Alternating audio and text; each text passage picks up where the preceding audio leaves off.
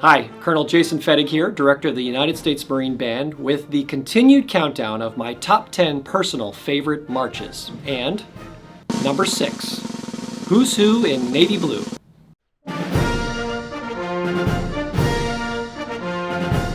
Ever a patriot, when World War I broke out and the U.S. joined the fight in 1917, the 64-year-old Sousa wanted to serve his country again. It was the U.S. Navy that took him up on his offer, and the now very wealthy Sousa demanded that he name his own salary, which he set at $1 a month. The Navy made him a lieutenant and had him train Navy bands and gain publicity for the service during the war, and Sousa retained a strong love of the Navy for the rest of his life, often wearing his service uniform in public.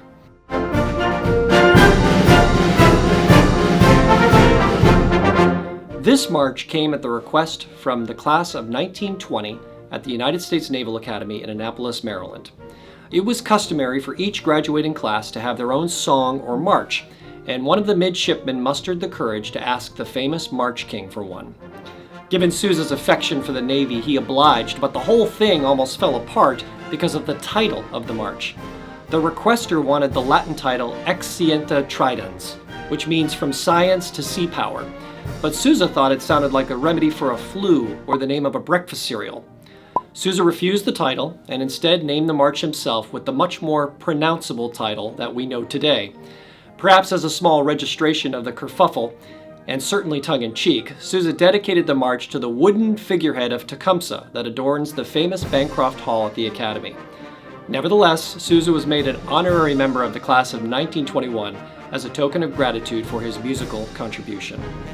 This march starts with a little fanfare clearly based on a bugle call, which really makes this introduction unique and particularly attention-grabbing. And I just love how this march goes back and forth between the light dance quality and a very strong martial character, sort of like the two sides of the lives of the young men and now women at the Academy, having fun at times while also training to be warriors and leaders. The trio sounds like a little school song because it is one. Sousa put words to this melody, which you should definitely look up if you like this march. This march also has one of the best break strings Sousa ever wrote, with a musical extension that seems to go on, getting more and more ferocious before the sudden return of the playful trio melody. Coming in at number 6 on my personal top 10 list of Sousa marches is Who's Who in Navy Blue.